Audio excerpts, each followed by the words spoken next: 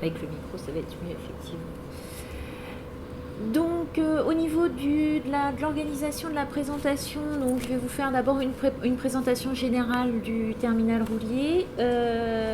Nicolas vous fera une présentation de la déclaration d'escale à l'amarrage du navire. Franck vous présentera les navires rouliers, les marchandises, on s'intercalera sur les opérations particulières, les destinations et le matériel de manutention. Et Arnaud Flory donc, vous présentera toute la filière logistique. Donc on a mis les questions en fin, mais n'hésitez pas à nous couper la parole et à nous interrompre pour que ça soit plus agréable pour tout le monde. Voilà, donc le terminal roulier, donc c'est ici. Je ne sais pas si tout le monde a déjà été ou a pu se rendre sur le terminal. Donc on est, on est en amont de l'écluse François 1er. Donc on est sur des bassins à niveau constant.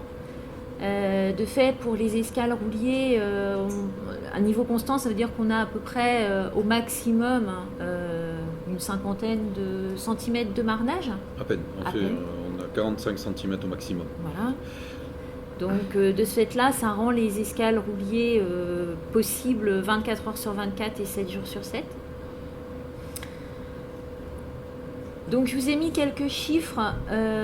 Donc le centre roulier aujourd'hui, c'est 300 000 véhicules. Enfin l'an dernier, on a fait 300 000 véhicules, donc 4% d'augmentation par rapport à 2017. Il faut savoir qu'en 2015, on était à 295 000. Donc c'est vraiment un secteur qui aujourd'hui a une croissance qui est quand même remarquable.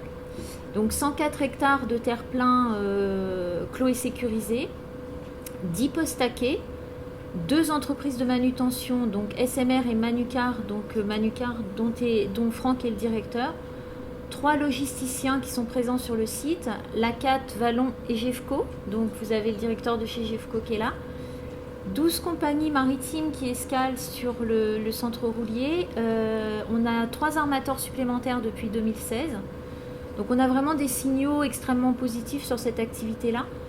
477 escales l'an dernier, donc si on rapporte au mois, ça fait à peu près une quarantaine d'escales par mois, donc c'est vraiment un terminal qui chôme pas. Et puis bon, on a un accès sur le terminal, on a les 3 accès possibles, ferroviaire, maritime et routier.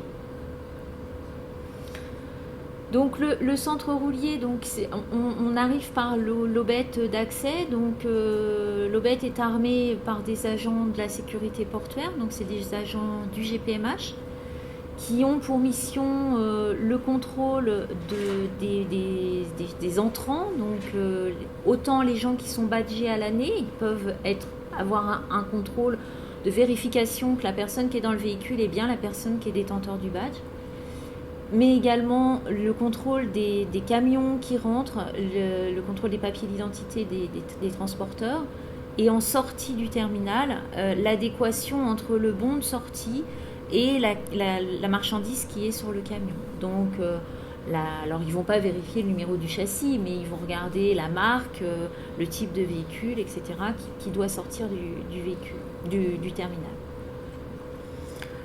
Donc ils font aussi des contrôles dans les véhicules, de coffres, enfin voilà, pour évidemment, bien évidemment, réduire tout ce qui est vol. Et donc le terminal est sous surveillance, il y a des caméras, enfin voilà, on est très surveillé. Donc le centre roulier, donc effectivement, comme je disais tout à l'heure, des signaux extrêmement positifs. La carte le montre, le centre roulier au départ c'est 60 hectares. Donc en 2011, on a eu une première extension de 30 hectares, suivie d'une deuxième en 2016 de 14 hectares supplémentaires. Aujourd'hui, on est sur la démolition ici du 123, qui était un hangar qui était dans un état de vétusté qui faisait qu'on ne pouvait plus l'exploiter. On a décidé de le raser. J'ai perdu ma souris, voilà, excusez-moi. Donc on a décidé de le raser. Aujourd'hui, la superstructure, les infrastructures métalliques sont couchées. Il nous reste les infrastructures béton. On va récupérer 1,7 hectare de superficie de stockage. On a des projets à venir qui consisterait à une extension sur cette partie-là, à l'est du terminal, de 20 hectares, avec la création d'un poste à quai supplémentaire. Et aujourd'hui, à cet endroit-là, va arriver l'éolien. Donc, pour à peu près 4-5 ans. Donc, au départ de l'éolien, on a également un projet d'extension ici de 20 hectares également. Plus, alors les ateliers de Normandie qui sont ici dans l'enclave doivent partir à échéance de août 2020. Donc, on va également récupérer cette surface-là pour arriver donc à 24 hectares supplémentaires si on considère cette surface-là entière. Donc en fait 44 hectares supplémentaires donc, qui porteraient en gros le terminal à 150 hectares. Donc en fait on a, donc en rouge vous avez toute l'emprise du roulier actuel. Donc les 4 opérateurs sont implantés ici, donc GEFCO, on m'entend pas, c'est juste. GEFCO, Vallon et la CAT, hein, donc ils ont chacun leur bureau et leur atelier. Enfin, Arnaud vous expliquera les ateliers de préparation. Et on a 10 postes à quai, donc qui sont des postes à quai soit qui permettent le déchargement de navires à rampe arrière ou à rampe latérale. On y reviendra après sur les différents navires. Donc vous avez des navires qui abattent la porte sur l'arrière et d'autres sur le côté. Donc ici on a 3 postes à quai qui sont dédiés aux rampes arrière et donc qui sont les petits bateaux verts et les petits bateaux bleus donc qui sont les possibilités de rampe latérale. Également sur le quai de Bougainville. Où là on ne peut traiter que du navire à rampe latérale pour le moment. Je dis pour le moment parce que là aussi on a éventuellement un projet qui consisterait à mettre en place un ponton de déchargement, un ponton de transfert qui permettrait de faire l'intermédiaire entre le navire. Donc le navire poserait sa rampe sur le ponton de transfert et le ponton de transfert serait lui liaisonnier au quai et donc ça permettrait de faire un déchargement comme ça. Donc ici, en fait, je vous ai mis, c'est le canevas du centre roulier, c'est les disponibilités foncières qu'il y a, parce que les logisticiens contractualisent avec le GPMH au gré de leur contrat et leurs besoins de surface associés. Donc ils vont récupérer un trafic, ils vont avoir besoin de surface de stockage, ils demandent au GPMH quelles sont les surfaces qu'on peut avoir de disponibles et qui peuvent correspondre à leurs attentes. Donc eux, ils ont des enjeux aussi stratégiques parce qu'il ne faut pas qu'ils soient trop loin des postes de déchargement. Donc les emplacements qu'ils vont avoir, ça a une importance. Je pense que Franck expliquera aussi les distances par rapport au déchargement, les distances entre le navire et le point d'arrivée. Les armateurs, les manutentionnaires ont des normes de distance entre les points. Donc, il faut optimiser et choisir les endroits de stockage les plus appropriés. Donc, en fait, vous voyez, chaque opérateur, chaque couleur, ça correspond à un opérateur. Donc, ils ont des surfaces, par exemple, GEFCO qui est présent là est en orange. Donc, lui, il a toutes ces surfaces qui sont relativement ramassées. En bleu, c'est l'opérateur Vallon, qui lui, il a des surfaces qui sont à proximité de Roro 3, des surfaces complètement dans l'Est et des surfaces sur Bougainville. Donc après, voilà, c'est des stratégies organisationnelles et logistiques qui leur appartiennent. Donc, bonsoir. Moi, je vais vous parler un petit peu de l'organisation des escales. C'est-à-dire, entre le moment où un marché va être passé, où un manutentionnaire, un logisticien vont attendre des véhicules pour les importer ou pour les réexpédier, les exporter, et ben, il va falloir faire venir un navire. Et moi, c'est ma partie, c'est-à-dire comment est-ce qu'on fait venir un navire. Alors, il faut savoir qu'un navire, il ne vient pas là par hasard. Effectivement, il est attendu. Et il y a tout un processus qui est mis en œuvre par la capitainerie avec différents acteurs que je vais essayer de vous résumer ici. Alors, qui sont ces acteurs-là? Les acteurs, on a d'abord un armateur qui est le propriétaire du navire, éventuellement l'affréteur, qui lui va définir un bateau et une ligne. Il va dire j'envoie mon bateau entre tel port et tel port pour transporter telle voiture de telle marque. Ensuite, cet armateur-là, il n'est pas généralement localisé dans le port. Donc il va avoir un représentant. Le représentant de l'armement, on l'appelle l'agent consignataire. C'est lui qui va être mon interlocuteur, mais qui va être aussi l'interlocuteur du navire d'une manière générale, tant que celui-là n'est pas acquis. Et donc c'est lui qui va causer avec le manutentionnaire, avec le logisticien. Et puis il y a la capitainerie bien sûr, et puis il y a tous les services au navire, tous les services qui vont aider, assister le navire pour son transit à travers le port jusqu'à son accostage. Alors il y a le pilotage dans l'ordre, le remorquage et le lamanage. Alors l'amateur, lui, va désigner son consignataire. Le consignataire, lui, va passer une commande au manutentionnaire. Ça peut être l'armateur directement, quelquefois. Ils ont des employés, mais on les rassemble tous sous le nom de consignataire. Et puis l'armateur va nous faire une première déclaration que l'on appelle la demande de post-taquet. C'est-à-dire qu'en fait, l'armement va m'envoyer une déclaration normalisée dans mon système informatique qui s'appelle S-Swing, Single Windows New Generation. Et c'est à partir de ce système-là, c'est le premier lien en fait qui va lier le port avec le navire. C'est l'armement qui dit voilà, tel navire, telle longueur, telle largeur, tel tirant d'eau est en route ou va venir au port du Havre ou viendra au port du Havre. Quelquefois, il nous donne quasiment un programme, c'est-à-dire qu'on va, notamment les armements en ligne régulière, souvent nous balancent un programme sur 6 mois, 1 an, et ils vont nous dire tel navire tous les premiers mardis de chaque semaine, tous les premiers lundis de chaque mois, etc. Les caractéristiques du navire, ce qu'il va faire. Ensuite, ça ne nous suffit pas. Cette demande, il va falloir un petit peu l'instruire de telle manière à ce qu'elle devienne concrète. Et par ailleurs, il y a d'autres éléments. Alors, la première instruction qu'on va faire pour cette demande taguée, c'est de vérifier que c'est le bon navire. Parce qu'il y a beaucoup d'armements qui aiment bien employer des mêmes noms de navires successivement, ce qui fait qu'on peut se retrouver des fois avec des systèmes informatiques qui gardent tout en mémoire, avec des navires qui sont détruits depuis déjà plusieurs années. Et donc il faut bien vérifier qu'on attend le bon navire. Parce que derrière, si effectivement, comme dit Florence, on attend un navire qui a une rampe latérale et que c'est un navire avec une rampe droite, ça risque de nous faire chaud.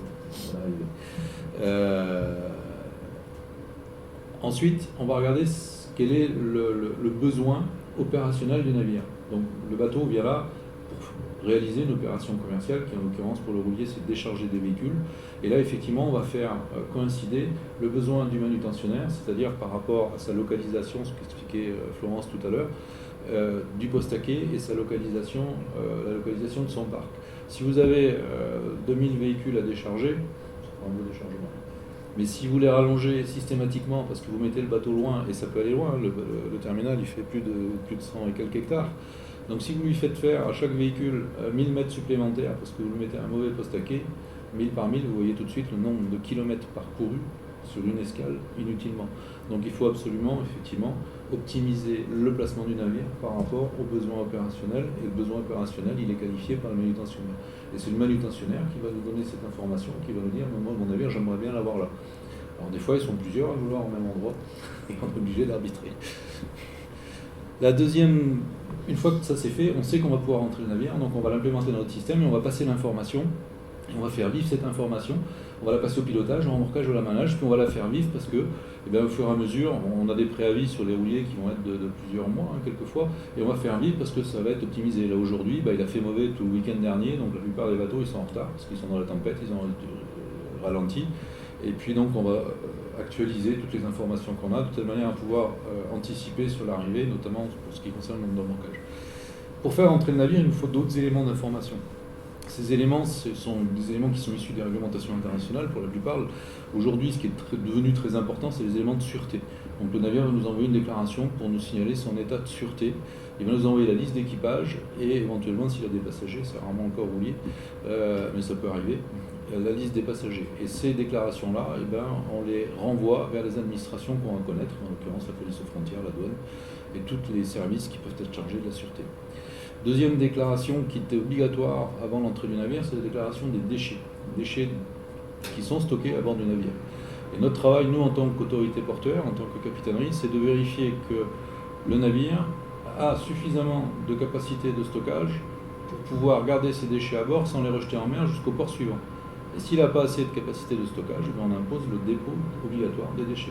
Alors quand on parle de déchets, ce sont les déchets de la collectivité qui vit à bord. C'est-à-dire que c'est un petit village, un bateau avec une vingtaine de personnes qui vivent en permanence à bord. Mais c'est aussi un petit village qui travaille, donc il y a des plastiques, il y a des cartons, il y a des pièces machines. Ça représente un certain volume sur une certaine période. Et puis il y a aussi les déchets machines. Les déchets machines, c'est un moteur qui va faire entre 16 000 et 20 000 chevaux pour le plus gros roulier.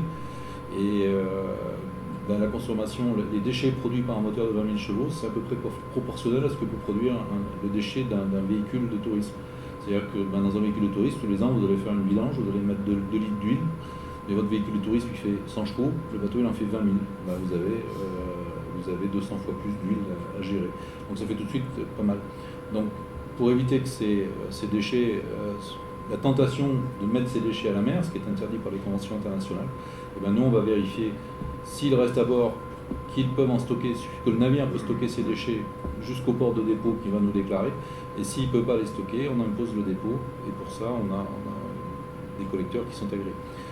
Une quatrième déclaration qui est obligatoire, c'est la déclaration des matières dangereuses. Alors il faut savoir que les véhicules ne sont pas des matières dangereuses uniquement lorsqu'ils sont transportés dans certaines conditions dans des bateaux qui ne sont pas dédiés à ça, parce qu'ils ont des batteries et que l'ONU considère parfois que la batterie d'une voiture, ça peut être dangereux s'il est transporté dans un cargo qui n'est pas dédié au transport des voitures. Et puis une autre déclaration qui est plus connue, c'est la déclaration maritime de santé. C'est-à-dire que si le navire à bord il a un malade, il doit nous le signaler. Et à partir de là, on envoie la déclaration à l'agence régionale de santé, qui a des médecins qui vont définir si la pathologie qui a été déclarée par le navire présente un risque pour l'environnement humain, pour la santé publique. Et au-delà, en fonction du diagnostic qui va être fait par le médecin de garde de l'ARS, on peut nous imposer différentes postures de sauvegarde qui peuvent aller jusqu'à l'interdiction du navire de rentrer dans le port, c'est ce qu'on appelle la mise en quarantaine. Une fois que tout ça c'est clair, dans notre système informatique, chaque service de la capitainerie, chaque département de la capitainerie va mettre un feu vert. Et à la fin, quand tout est vert, on sait qu'on peut faire rentrer ce navire dans le port du Havre. Et dans le même temps, toutes les déclarations qu'on reçoit, avant que le navire ne rentre dans le port du Havre, elles sont envoyées dans un autre système informatique, qui est un système européen, qui couvre l'ensemble des côtes de l'Union européenne, c'est ce qu'on appelle SafeSeaNet, et qui permet à l'Agence maritime de sécurité européenne de connaître l'état et en détail, puisque toutes ces déclarations vont à l'EMSA. Et enfin, tout est clair, le bateau, lui, en temps masqué, il a continué sa route, et puis il va arriver à portée radar, et voilà l'image radar de ce qu'on peut voir à la vigie. Alors je vais reprendre un petit peu la souris, vous reconnaissez j'ai perdu aussi la souris. Vous reconnaissez ici le trait de côte avec le port d'Antifer, le chenal d'Antifer, le cap de la Hève, la Seine. Et vous avez ici, Caen qui est ici avec le ferry de Caen qui est là. Et là vous avez un cercle qui s'appelle baie de Seine-Trafic, qui est situé à 40 km du port du Havre, c'est 22 000 marins. Et la première mission de la capitainerie, pour prendre en charge ce bateau, puisque pour l'instant il est virtuel, pour nous c'est un tas de déclarations avec des feux verts. Et là d'un seul coup ça va devenir un éco-radar qu'on va prendre en charge. Et dès qu'il va passer cette limite-là, 40 km des côtes, on doit l'identifier, il doit s'identifier auprès de la vigie du port du Havre, dire ce qu'il fait et où il va. Alors, tous les bateaux qui passent cette limite ne sont pas pour nous. Il y en a quelques-uns pour nos amis de Rouen, un petit peu pour le port de Caen, il peut même y en avoir pour le port de Fécamp. Donc dans ce cas-là, ceux qui ne sont pas pour nous, on va leur demander, on va les identifier, et puis on va leur demander de prendre contact avec le port pour lequel ils sont destinés, en l'occurrence Rouen, Caen. Quand il n'y a pas de capitaine. Et puis après, on va prendre en charge notre trafic. Et là, on a le choix entre deux solutions. La première solution, c'est le poste n'est pas disponible, parce que comme les manutentionnaires veulent toujours le navire au même endroit, des fois, il y en a un qui est déjà là, et on ne peut pas les superposer, c'est mal. Donc, on va leur demander d'attendre. Et pour les faire attendre, vous voyez des zones qui sont en bleu un peu plus clair, c'est ce qu'on appelle les zones de mouillage. Ce sont des zones dans lesquelles les navires sont autorisés, en fonction de leur taille, de leur tirant d'eau, s'ils ont des matières dangereuses ou pas, à jeter l'ancre, donc c'est plus ou moins près des côtes. Et donc on va les faire attendre ici, on va leur donner une place de mouillage. Et puis, comme on est un port sérieux et qu'on a beaucoup de postes taqués, parce qu'on a développé notre terminal roulier, ils n'attendent pas. C'est pas pas. Et donc on va les faire venir, on va leur demander de venir dans cette zone-là, et dans le même temps, on va demander aux pilotes de se rendre dans cette zone-là à la rencontre du navire, Et le pilote, il va y aller, alors soit avec les pilotines, ce qu'on appelle les pilotines, vous savez, c'est les petites vedettes qui sont juste de l'autre côté de l'eau ici, enfin des petites vedettes qui font quand même 16-17 mètres de long, qui sont assez puissantes, et qui vont permettre d'emmener le pilote à bord du navire, ou alors sinon, il peut y aller par hélicoptère lorsqu'il fait mauvais, ou lorsque l'on arrive à servir plusieurs navires en même temps, puisqu'il faut, il faut essayer de rentabiliser au maximum le temps de vol de l'hélicoptère. Et là, le pilote va rentrer à bord, va monter à bord du navire, et puis il va devenir notre interlocuteur. Et c'est lui qui va conseiller et qui va accompagner et sécuriser la manœuvre du navire pendant tout son transit, de là jusqu'à quai. Alors voilà. En gros, c'est 2h20 à peu près, ça ? Alors, entre la prise du pilote et l'écluse François 1er, il faut compter 1h30. Et l'écluse François 1er, il faut une heure. L'écluse François 1er, il faut 1h30 pour la basculer. Hein. C'est une grosse piscine, hein, l'écluse François 1er. C'était la plus grosse du monde à une époque. D'Europe, pardon, à une époque. Elle fait 400 mètres de long, 68 mètres de large. Il y a 13 mètres d'eau minimum dedans. C'est un beau bassin et il faut ouvrir les vannes, fermer les vannes, remplir le bassin. Pourquoi ? Parce que vous avez vu, les rouliers, c'est ce qu'on appelle les rouliers, ils travaillent avec une rampe. Et donc, comme Florence l'expliquait tout à l'heure, il faut un bassin à niveau constant parce que la rampe, on ne peut pas l'incliner. Or, de ce côté-là de l'écluse, la marée monte et descend de 8 mètres, 8 mètres 25 maximum. Vous imaginez, hein, vous êtes au-dessus du quai à 2 mètres et d'un seul coup, vous passez sous le quai et vous êtes à moins 8 mètres. Donc là, vous n'avez pas une rampe, alors il vous faut des kilomètres de rampe des dizaines de mètres de rampe pour arriver à avoir quelque chose qui soit avec une pente raisonnable. Donc ça serait compliqué, extrêmement compliqué pour le navire. Et puis parallèlement pour le port, il faudrait des équipements qui puissent marner sur une hauteur de plus de 8 mètres pour pouvoir permettre le déchargement safe du navire, ce qui serait là aussi des équipements extrêmement lourds à installer et à gérer. Donc la solution la plus simple, c'est de faire une écluse et puis de faire un quai à niveau constant. Et là, les navires peuvent y accéder 24 heures sur 24 dans toutes les conditions. Et surtout, ils vont avoir des conditions de déchargement qui sont optimales parce que la rampe, finalement, elle va s'incliner en fonction, on fait des ponts puisqu'ils arrivent à les bouger suivant les ponts qui veulent servir.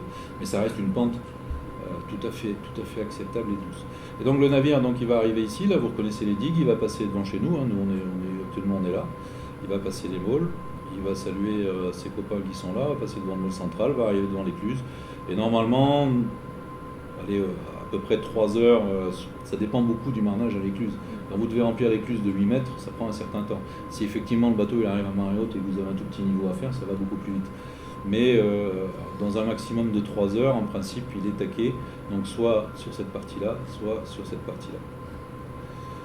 Voilà, alors il faut bien garder à l'image que c'est quand même un gros bateau en roulier. C'est pas sur le radar, c'est un tout petit plot, ça fait jeu vidéo, mais dans la réalité, c'est quand même un gros jouet. Et pour mettre ce gros jouet à quai, il faut un pilote, on l'a déjà dit, c'est lui qui va sécuriser la manœuvre depuis le début du chenal, qui va organiser les croisements avec les autres navires, etc., qui va tenir compte des paramètres environnementaux, du courant, du vent, etc., qui va se faire assister par le remorquage, des remorqueurs. Le remorqueur, c'est le remorqueur de Boluda actuellement. Alors souvent les rouliers, vous avez vu, c'est très haut sur l'eau, parce que là c'est rempli de ponts. Et bien comme c'est très haut sur l'eau, c'est très sensible au vent, et dès lors qu'il y a du vent, chacun sait quoi, il n'y en a pas souvent, il faut beaucoup de remorqueurs. C'est 2 remorqueurs, 3 remorqueurs. Voire à quai, quand on est en situation de tempête, il faut parfois des remorqueurs pour les pousser. C'est déjà plus rare. Et puis pour mettre les amarres à quai, parce que là aussi c'est pas des tout petits bouts de fil, il faut des gens spécialisés, c'est l'amanage, qui va venir avec des engins, des camions qui ont des treuils à bord pour virer l'amarre à terre, puisque les amarres on les passe alors que le navire est encore à une 30 ou 40 mètres du quai. Et une fois que le bateau il est amarré, il est sécurisé, il va pouvoir étaler sa rampe, et puis là, je passe la main au manutentionnaire, il va le décharger, jusqu'à ce que je le reprenne pour faire l'opération. Voilà, merci. Si vous avez des questions, n'hésitez pas pendant les chaises musicales. Pas encore parler.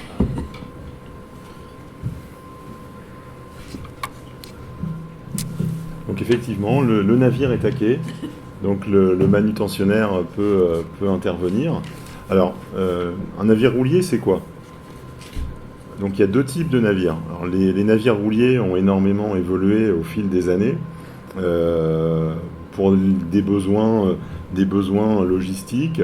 et pour des questions de stratégie aussi des armements.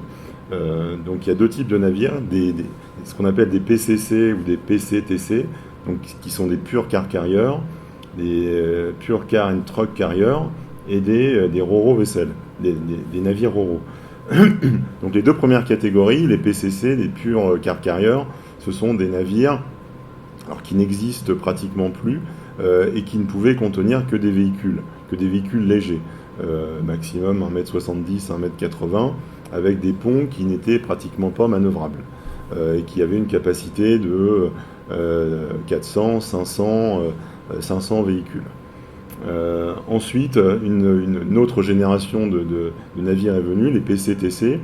Les armateurs se sont aperçus qu'effectivement, au-delà des véhicules légers, il y avait la possibilité de charger sur les navires rouliers, équipés de rampes, qui sont de plus en plus imposantes et avec des capacités de plus en plus importantes, de charger aussi tout type de véhicules avec des roues. Alors, le troisième type de navire, ce sont des navires plus conventionnels qui pouvaient charger à la fois du conventionnel, du roulier et des containers. C'est un peu le type de véhicule, de navire que vous voyez sur le port, sur le quai de l'Europe, comme les navires Grimaldi, qui sont équipés de grues de bord pour pouvoir décharger des conteneurs et qui sont équipés de rampes pour charger des véhicules ou tout type de marchandises. Ce que je disais, donc les navires PCTC, donc les nouvelles générations, peuvent être chargés jusqu'à 8000 unités.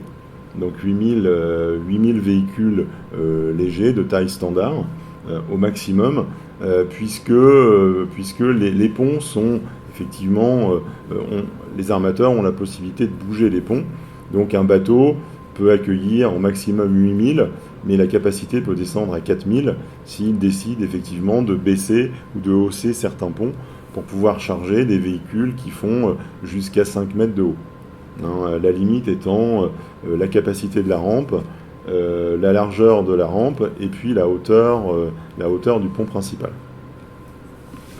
Donc effectivement, les navires ont des capacités de rampe de 150 à 320 tonnes jusqu'à 6,50 m de large. Donc les armateurs se sont aperçus. Oui. À l'époque, c'était l'équivalent d'une Nissan type Micra, un peu Clio, enfin des petites Clio de l'époque. Les armateurs ont augmenté leurs possibilités en chargeant tout type de marchandises, on va le voir après. Et pour ça, les navires ont dû s'équiper, de rampes et de capacités d'accueil de plus en plus importantes. Un type de navire, pure car and truck carrier, qui peut celui-là accueillir 1000 véhicules légers, ou bien 800 véhicules légers et un pont qui est complètement levé, qui peut lui accueillir des camions jusqu'à 5 mètres de haut. Donc ça, ce sont des navires de type short sea qui n'escalent qu'en Europe, entre la Baltique et puis la Méditerranée et puis la Turquie. Donc là, on est sur un type de navire beaucoup plus gros qui peut accueillir, lui, 3500 à 4000 véhicules. Donc là, on est sur un type de navire deep sea, ce qu'on appelle deep sea, et lui peut sans problème faire le tour du monde. Donc la plupart du temps, ces navires-là, ils sont chargés en Asie, avec des véhicules en importation pour l'Europe. Ils viennent décharger en Europe, et ensuite, au moment où ils déchargent, ils rechargent des véhicules pour faire du commerce dans les ports européens. Ensuite, une fois le navire vide, il repart en Asie pour recharger des véhicules, et puis ainsi de suite, faire les boucles. Il n'y a pas moyen d'utiliser pour changer autre chose au retour ? Alors, il existe... alors, c'est une particularité du trafic roulier. Il y a 15 ans, on était à peu près sur des ratios 80% export 20% import. Et maintenant, on est plutôt à l'inverse. On est à peu près à 70-80 import et 20% export. Hein, parce que essentiellement, les constructeurs automobiles ont modifié leur logistique, ont construit des usines dans différents pays. Et au contraire, l'Europe devient un pays d'importation plutôt que d'exportation. Alors, je ne peux pas s'en servir pour transporter autre chose que des véhicules en retour, par exemple. Alors, il y a quelques flux qui sont possibles. Alors, au départ, on va le voir après sur les autres slides, au départ du Havre, il y a quand même de l'export. Alors, notamment, il y a des destinations qui marchent très bien, comme la Réunion, l'Australie, toutes les îles françaises du Pacifique, et puis les îles australiennes, la Nouvelle-Zélande, et puis la deuxième destination qui fonctionne très bien et qui permet de charger des navires complets ici au départ du Havre, ce sont les Antilles françaises. Alors, les routes sont souvent les mêmes. Ils partent au Havre, le navire arrive vide au Havre, il charge à plein pour les Antilles, il passe au canal de Panama et ensuite il va sur les îles du Pacifique. Alors les véhicules que vous voyez, donc ce sont des véhicules en chargement. Alors pour charger un véhicule, pour charger un navire roulier, il faut des chauffeurs. Donc il y a un système de fonctionnement qui permet, avec ce qu'on appelle des navettes, de conduire les dockers des parcs, alors pour l'export, ou alors du navire sur les parcs. La navette les suit avec les véhicules fret, et ensuite ainsi de suite jusqu'à la fin du déchargement. Donc voilà la décomposition d'un navire roulier. Ça ressemble trait pour trait à un parking souterrain avec plusieurs étages et puis des rampes qui permettent l'accès aux différents ponts.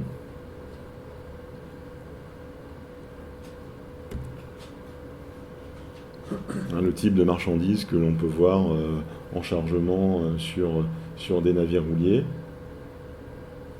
En fonction effectivement de la capacité de la rampe. Les rampes doivent être équipées d'haussières pour éviter les avaries sur les rampes. Et puis on utilise, sur les navires ro-ro, on peut également charger des marchandises qui ne roulent pas, comme du conventionnel et tout type de caissage ou de marchandises en statique. Alors, en utilisant ce que vous avez sur la photo du bas, des mafis esclaves et des tracteurs portuaires qui ont une capacité de 200 tonnes.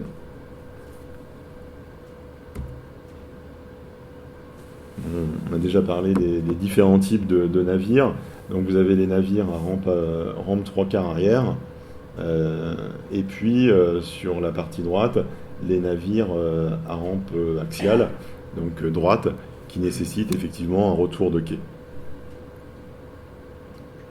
Alors, les armements aujourd'hui s'équipent de plus en plus de navires de grosse capacité, avec des rampes 3/4 arrière, pour justement pallier au fait que dans certains ports, il n'y a pas de possibilité de poser une rampe axiale.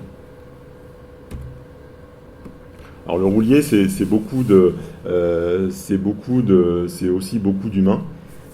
C'est vrai que c'est un milieu particulier où il n'y a pas très peu de possibilités de passer au stade industriel, à l'automatisation. Derrière chaque volant, il faut un chauffeur. Je crois qu'il faudra toujours un chauffeur derrière les voitures. Donc le roulier, effectivement, ça représente énormément d'emplois dockers, des personnels dockers qui sont formés avec des formations portuaires et entreprises et qui sont habilités à la conduite des véhicules et habilités aux différentes pratiques de saisissage du fret à bord. Pour certains, ils sont habilités à la conduite des poids lourds et habilités également avec des CACES et des autorisations de conduite à la conduite de tout type d'engins qu'on a pu voir tout à l'heure, comme des caterpillars, des engins sur chenilles, des tracteurs portuaires. Et donc c'est effectivement une force de pouvoir proposer tous ces services aux armements. Alors, le contexte de chargement d'un navire roulier, c'est du personnel de conduite, mais également du personnel de saisissage ou de dessaisissage des véhicules. Donc les véhicules arrivent sur des navires en étant saisis. Donc ils sont amarrés avec des sangles ou avec des chaînes en fonction des poids. Et les dockers doivent se charger avant la prise en charge par les chauffeurs de la dessaisie ou de la saisie et du rangement du matériel. Oui. Je voudrais savoir comment s'effectue la répartition du stock dans le navire afin de pouvoir garantir sa stabilité. Alors ça, c'est calculé par les armements et par les branches commerciales des armements. Donc préalablement au chargement, physiquement, la réception de la marchandise est faite sur le terminal. Les terminaux envoient la liste du fret à charger, qui doit correspondre à la liste prévue par l'armement, avec les poids, et ensuite charge au porte-capitaine, au superintendant de l'armement, de préparer un plan de chargement qui va respecter la stabilité du navire.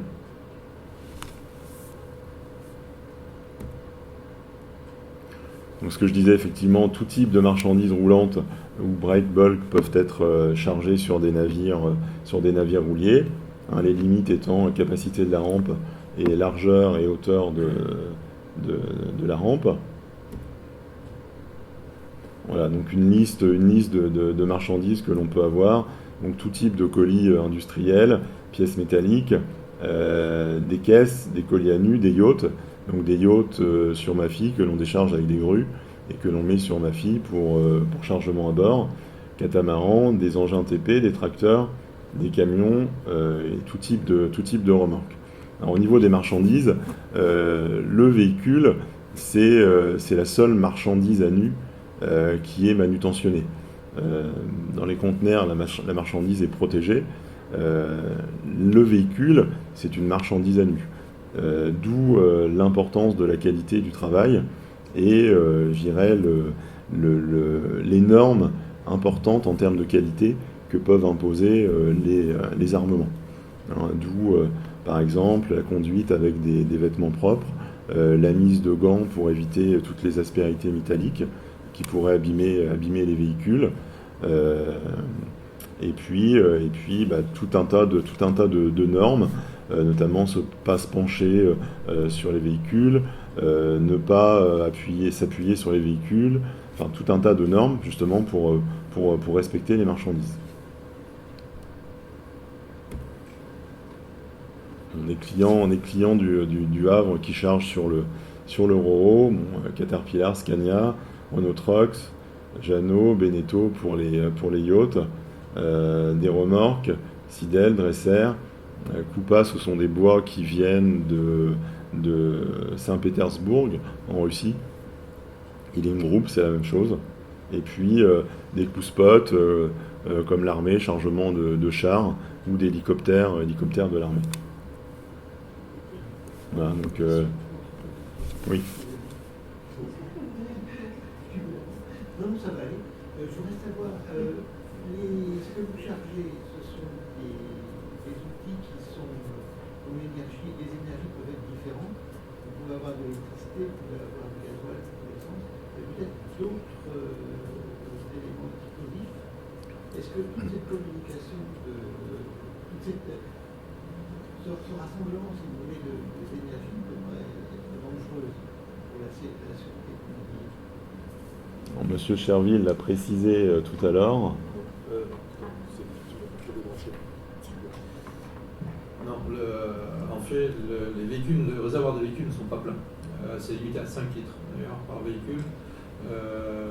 Et c'est considéré comme ce qu'on appelle de la quantité limitée par l'Organisation maritime internationale. Si par exemple vous chargez un conteneur en mettant que des petites bouteilles, des bouteilles de parfum, des bouteilles alors d'essence, ça va pas être très rentable, me prendre une petite.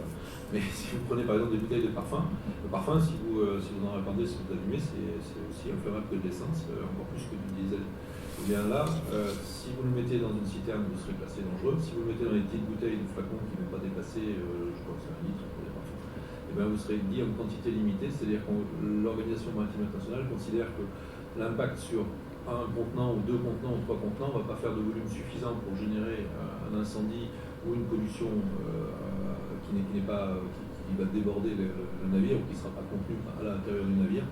C'est idem pour le container.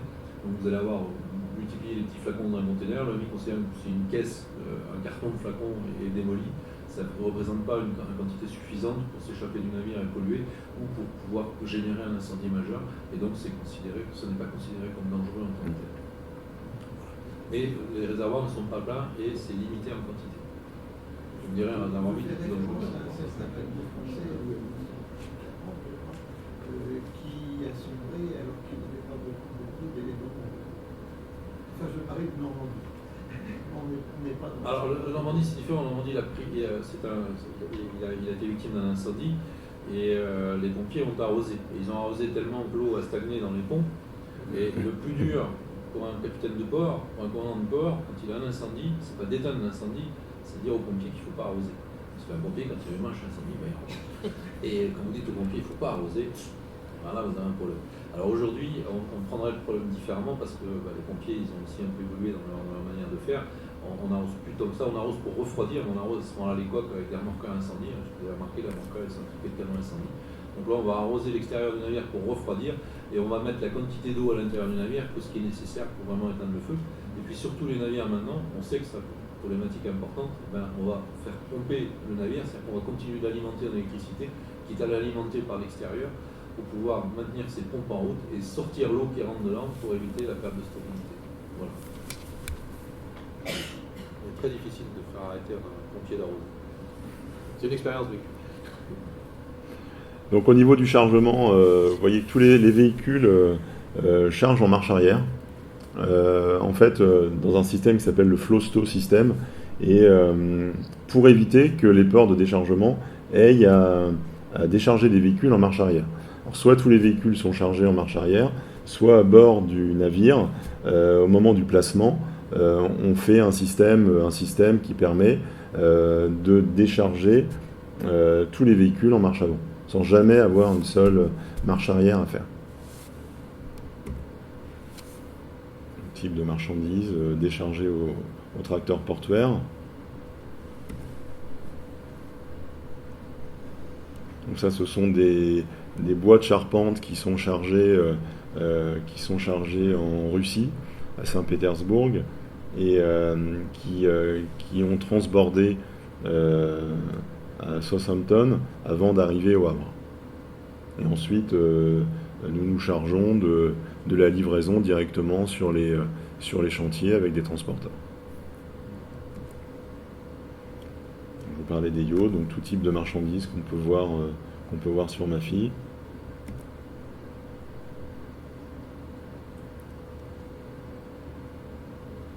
L'arrivée d'hélicoptères, c'est souvent un spectacle sur le terminal roulier, avec un périmètre qui est mis en place, et puis l'hélicoptère qui arrive et qui se pose directement sur le terminal roulier. Après, il y a un travail des équipes pour retirer les pales et puis le préparer au chargement. Opération particulière. Florence. Oui, donc on a également sur le terminal roulier une big terrestre qui permet le traitement des colis lourds. Donc elle a une capacité de 650 tonnes. Donc elle permet le traitement notamment pour l'EDF, pour Alstom, de pièces très lourdes, donc qui sont soit acheminées par voie routière, comme celui qui est présent sur le PowerPoint, mais ça peut être également du transbordement de barge à navire. Donc auquel cas la barge se met à quai, la pièce est saisie, elle reste en l'air, et il y a un mouvement qui s'opère, la barge part, le bateau se met en place et la pièce est remise en place sur le bateau. Donc c'est le poste Roro 3 et donc c'est le poste qui est vraiment dédié au traitement de ces colis lourds. d'autant plus que la bigue est fixe. Donc effectivement, on ne peut pas la déplacer ailleurs. Donc le centre roulier, c'est aussi le Dakar. Donc c'est le départ et le retour des véhicules du rallye. Donc tous les ans, donc il y a les épreuves de contrôle qui s'opèrent depuis 2-3 ans. On fait ça au hangar 122. Donc il y a l'accueil des concurrents, le contrôle des véhicules, le stickage des véhicules avant le départ. Et les véhicules après rentrent sur le terminal, donc il y a des opérations de réception, de toisage. Donc tout ça c'est en lien avec et les logisticiens et les manutentionnaires et qui sont après stockés, comme là vous le voyez, sur les parcs en attente de chargement.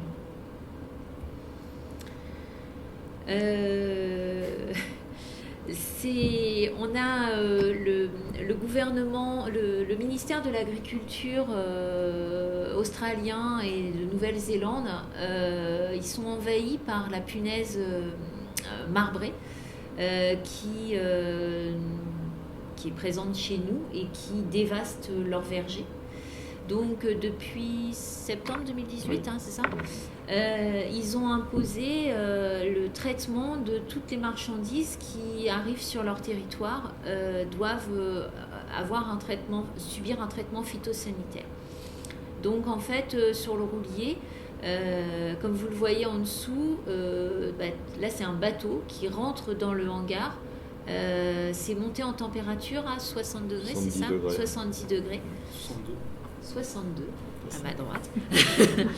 Et donc, il y a un certificat qui est donné et seulement à ce moment-là, la marchandise peut entrer sur le territoire. Donc là, vous me disiez que depuis peu, Nouméa et Papeete avaient rejoint. Oui, alors Nouméa et Papeete ont rejoint, mais c'est surtout le gouvernement de Nouvelle-Zélande qui a conservé cette interdiction. Et pour le gouvernement australien, il y a une dérogation qui a été donnée de NUFT, donc c'est-à-dire que si on garantit entre la logistique de départ de l'usine et l'arrivée dans le pays d'un délai de transit, le gouvernement accepte cette dérogation. Et depuis un mois, certains armements sont obligés, au-delà de cette mesure, de séparer les flux sur les navires et de faire des navires dédiés seulement à des pays qui ne sont pas concernés par ce fléau, et puis de mettre à disposition un navire avec uniquement des véhicules qui sont traités et qui vont en Nouvelle-Zélande et puis en Australie. Donc là, c'est les liaisons maritimes et les fréquences sur les ports qui sont touchés depuis Le Havre. Donc 150 ports touchés.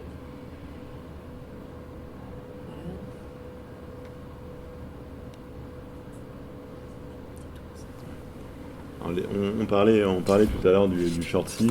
Donc le short sea, ce sont des opérations maritimes uniquement sur des ports européens, alors soit touchés directement, soit via transbordement. Donc au départ du Havre, les ports de short sea, les ports short sea principaux, donc ce sont ceux qui sont sur le slide. Alors peut-être des modifications dans les semaines à venir avec le Brexit qui va sûrement modifier certains flux logistiques. Et puis il y a les flux deep sea. Donc là, on n'est plus en Europe, on est sur le monde entier. Et puis donc touché en direct au départ du Havre ou également via transbordement. Alors quand je parle de transbordement, effectivement, on doit charger au Havre des véhicules pour l'Amérique, pour l'Afrique du Sud par exemple. Il n'y a pas de navire direct qui y va. Les véhicules sont chargés en short sea au Havre et déchargés par exemple à Zeebrugge. Et ensuite les véhicules reprennent un bateau mer, un bateau deep sea qui lui va directement en Afrique du Sud. Donc toutes les combinaisons sont possibles.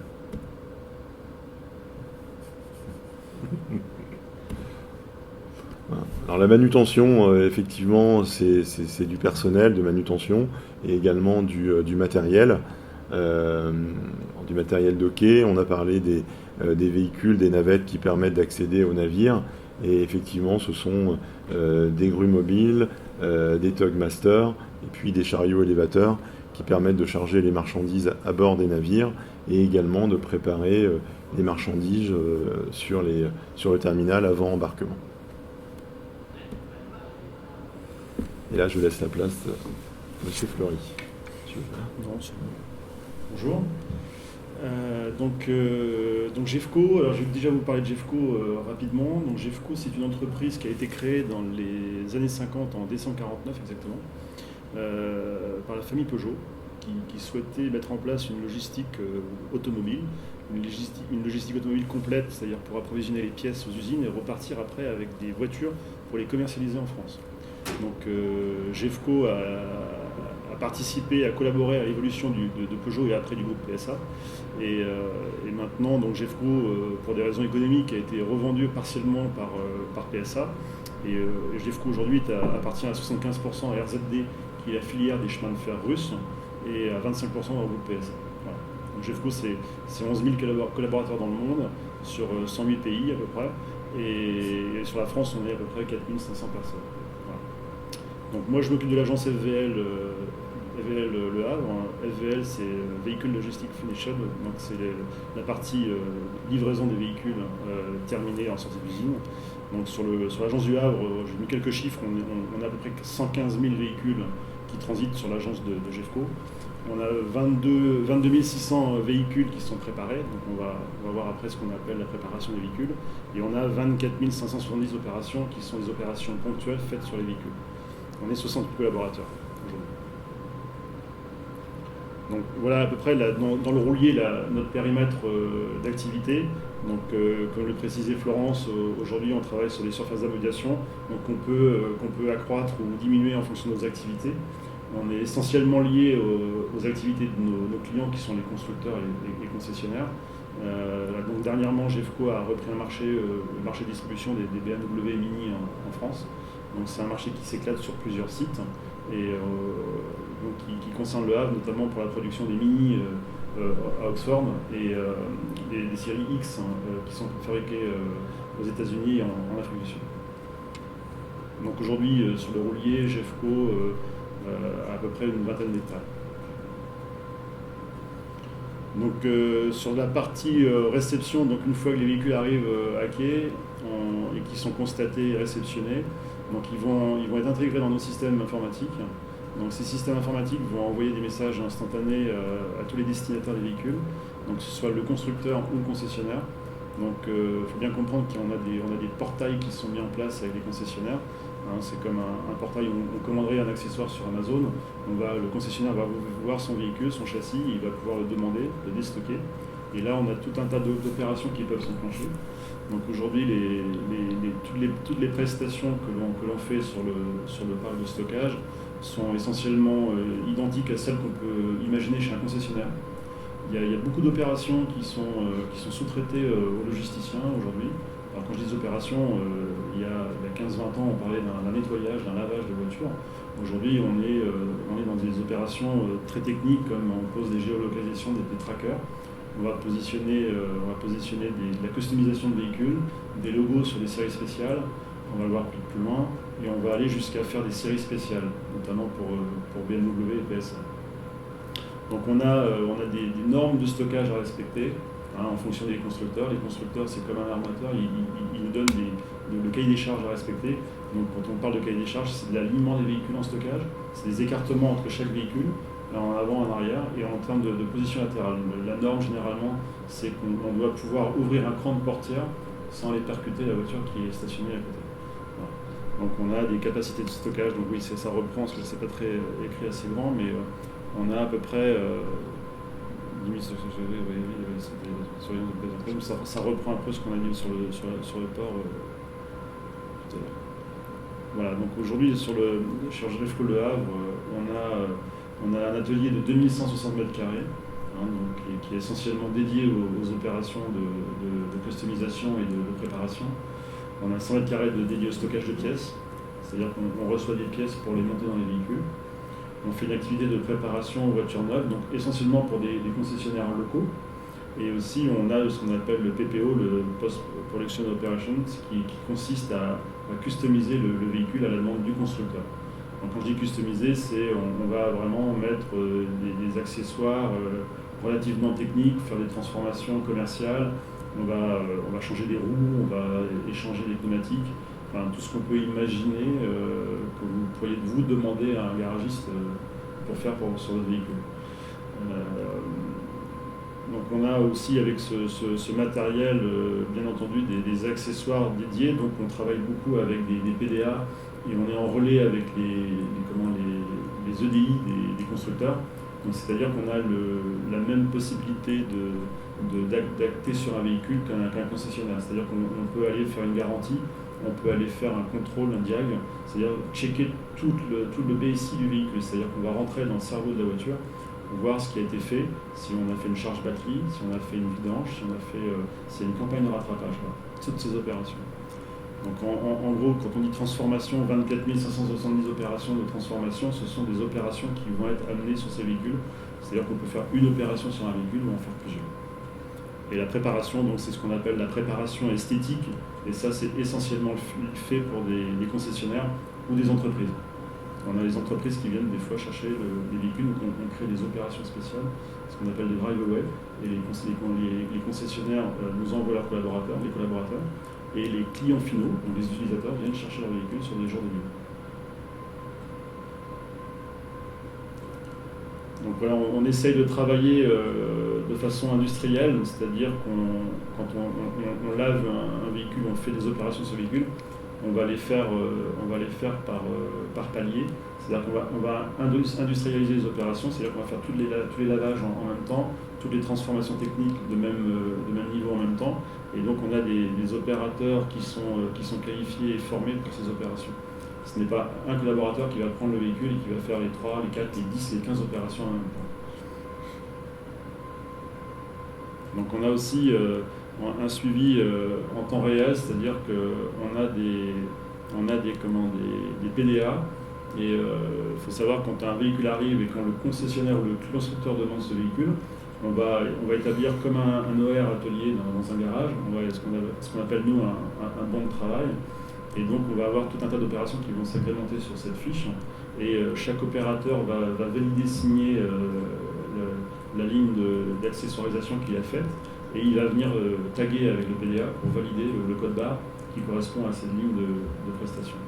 Et en instantané, cette ligne de prestation va remonter dans les systèmes, et le concessionnaire peut voir en temps réel sur son portail que par exemple le lavage a été fait, la mise en carburant a été faite, ainsi de suite. Donc effectivement, les véhicules n'arrivent pas avec du carburant. Les véhicules ont des dotations usines qui sont comprises entre 3 et 5 litres.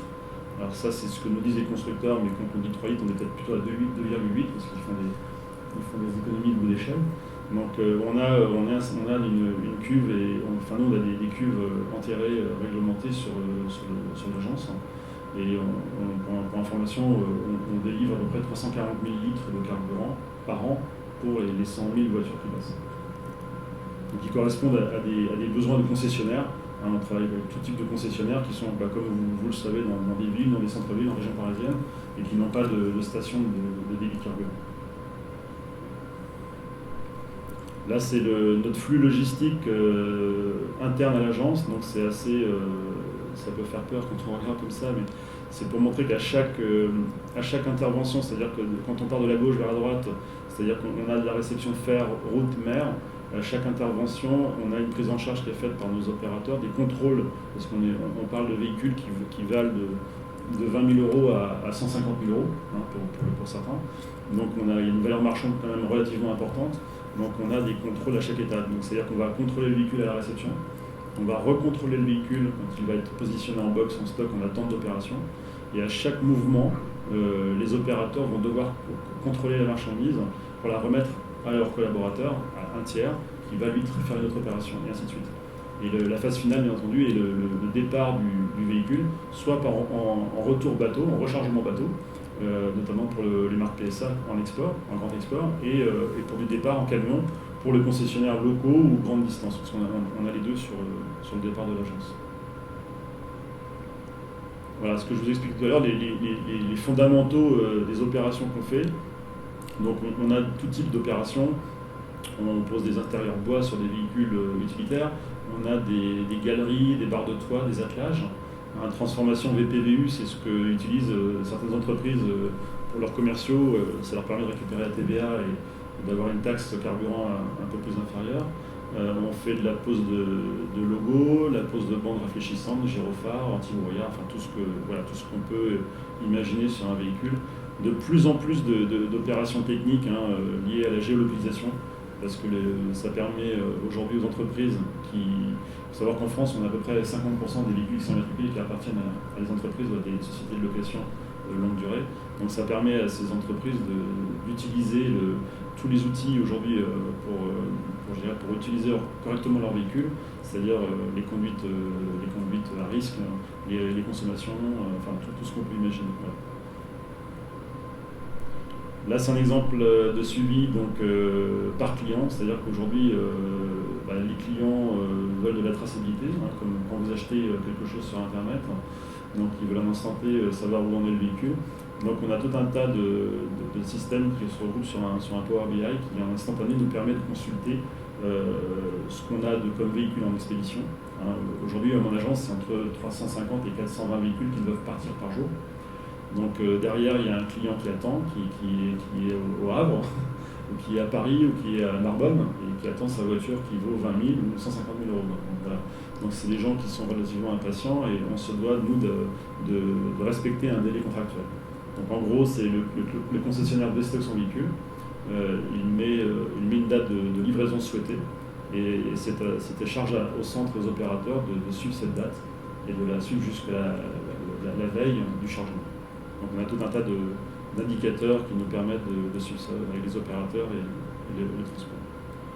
Voilà donc les quelques photos de choses que l'on fait, donc des travaux de carrosserie, de montage, de logo, d'aménagement qu'on voit là. Donc ça c'est notre destination export, pareil comme l'évoquait Franck tout à l'heure, essentiellement lié à PSA. C'est vrai que la logistique a changé, les usines en France, il y en a encore un petit peu, mais il y en a moins. Donc, on a beaucoup d'usines PSA, notamment une qui vient de se monter au Maroc, d'autres qui se sont montées en Europe de l'Est. Donc on a effectivement un peu plus de flux import que export. Ça, c'est une tendance qui change un peu. Ça, c'est ensuite tout notre maillage transport. Donc au départ du Havre, on livre toute France. Donc essentiellement, l'agence du Havre était essentiellement dédiée sur les véhicules et grand export.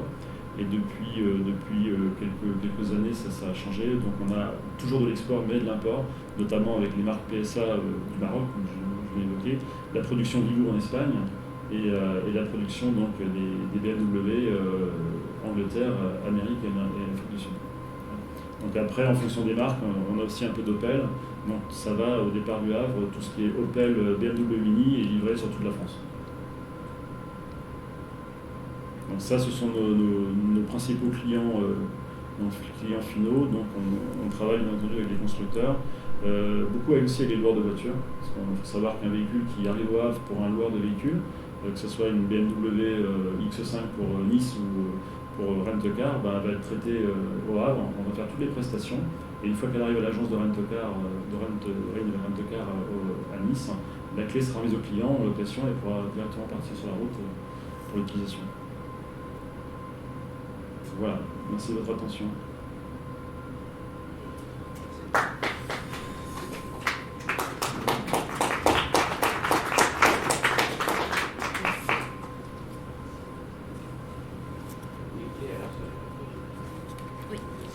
Alors oui, les clés restent sur les véhicules, donc du fait de la sécurisation de la zone portuaire. Alors il y a quelques véhicules, parce que j'en ai pas parlé dans la présentation, on travaille aussi avec quelques particuliers sur l'agence de GEFCO. Donc on a des particuliers qui peuvent envoyer dans leur véhicule à La Réunion, justement, ça se fait beaucoup en ce moment, ou les faire importer. Donc là, en fonction de la valeur marchande de la voiture, on décide ou pas de la fermer à clé. Voilà. Ça peut être demandé dans le cahier des charges du client. L'autre jour, on a eu une Ferrari FF qui a une valeur commerciale de 275 000 €. On l'a fermée à clé. Mais c'est vrai que ça peut être une demande du client et c'est en fonction de notre fichier d'assurance. Et une époque où, effectivement, sur les parcs automobiles, on fermait toutes les voitures à clé. Ça ne se fait plus maintenant pour des raisons de sécurité et de rentabilité.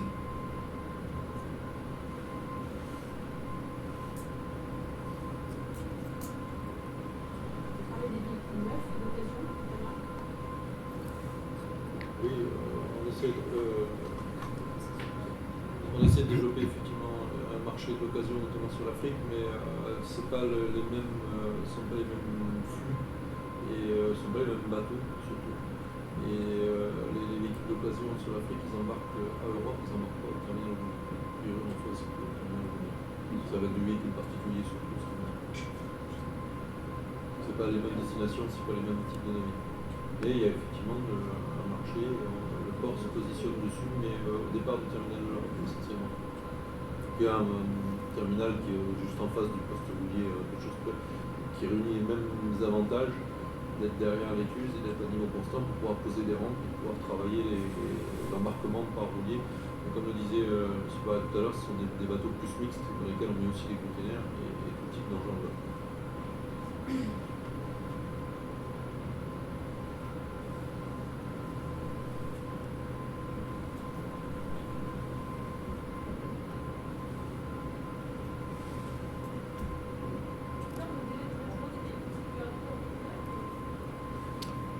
Les délais de traitement sur la plateforme. Alors en fonction, je vais reprendre un peu ce que j'ai dit dans mon préambule. On a fait des séries spéciales que vous pourrez voir sur la route bientôt. On a fait des séries mini GT pour Mini France.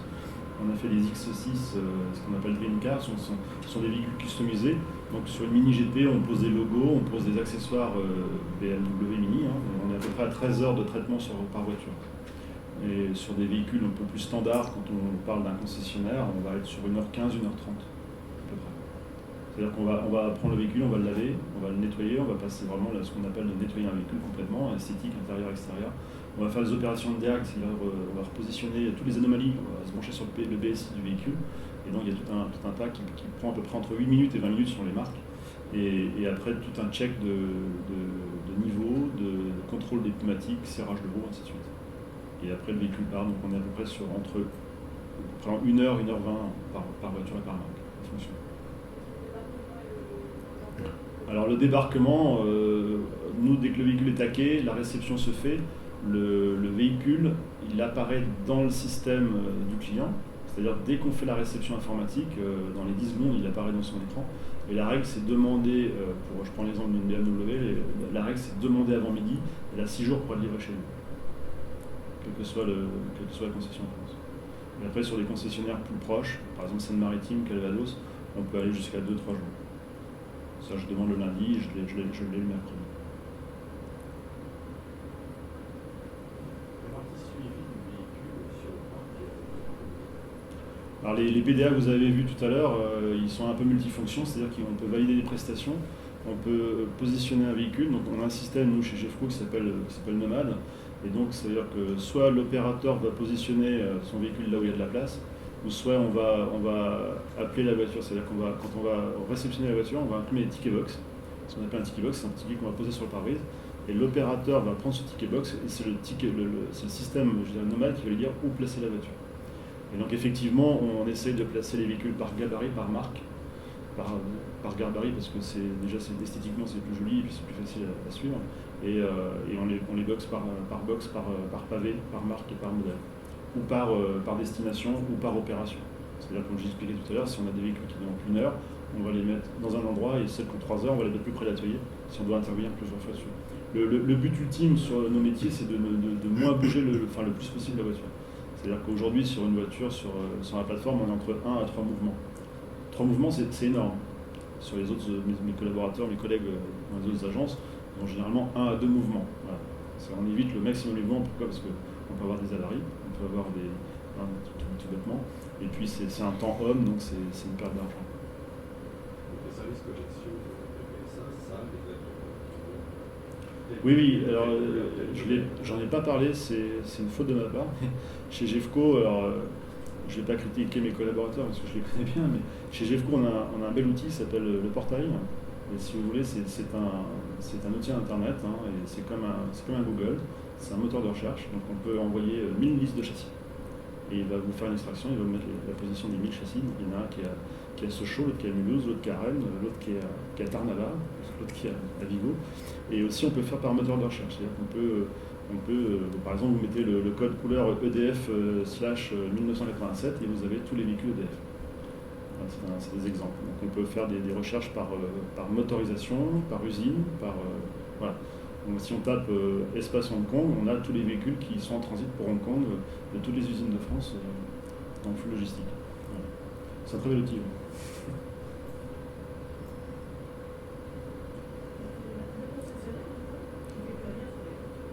Alors si, justement, c'est un choix. Le concessionnaire, c'est-à-dire qu'aujourd'hui, GEFCO, on aimerait travailler avec tous les concessionnaires, mais c'est pas le cas. Non, le concessionnaire, on voit de plus en plus, moi qui viens de la région parisienne, on le voit de plus en plus, on a des concessions qui sont essentiellement des vitrines et des showrooms, notamment, alors, c'est pas l'exemple type, c'est Mini, hein, ils sont là pour vendre des voitures. La marque DS aussi est un peu orientée comme ça. Donc ils vont vraiment s'occuper du client commercialement et après vraiment prendre en main le client une fois qu'il arrive pour lui faire la livraison du véhicule. Je dirais toute la partie logistique amont, si vous allez sur Paris, il y a des garages, ils n'ont pas la place. Déjà, on n'a pas la place pour se garer, pour aller les voir. On n'a pas la place pour mettre une voiture dans le showroom. Des fois, il y a 2 voitures, c'est plein. Donc, ils essayent, ils n'ont pas d'autre choix que de sous-traiter ces opérations. D'autres, au contraire, préfèrent garder la main là-dessus et gardent la main mise parce qu'ils veulent tout gérer, parce qu'ils ont la place, ainsi de suite. C'est vraiment de la logistique pure aussi pour eux, pour gérer leur espace.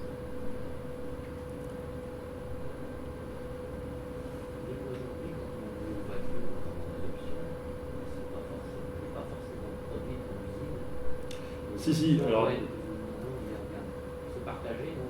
Non, alors quand vous allez commander une voiture, vous allez sur le site internet du constructeur, vous allez prendre la motorisation, les options de basique, les packs, tout ce qu'on connaît. Là où ça peut être fait en logistique, c'est par exemple un attelage.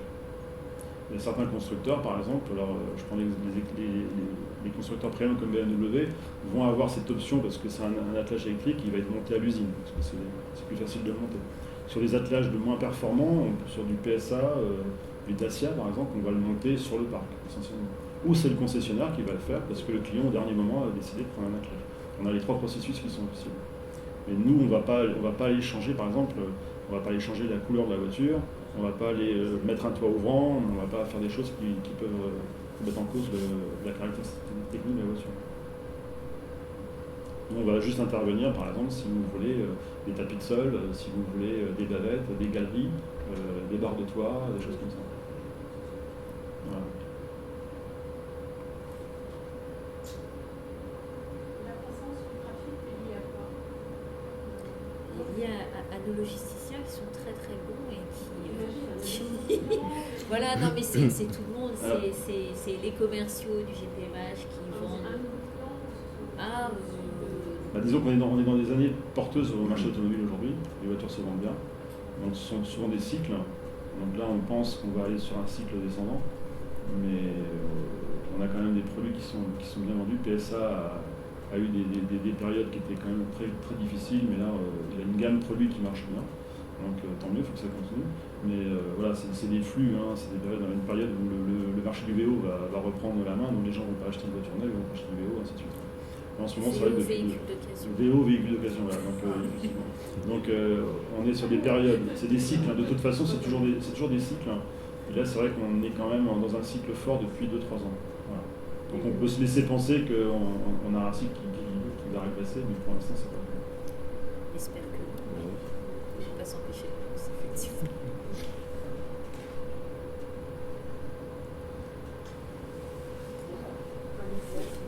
Merci. Merci.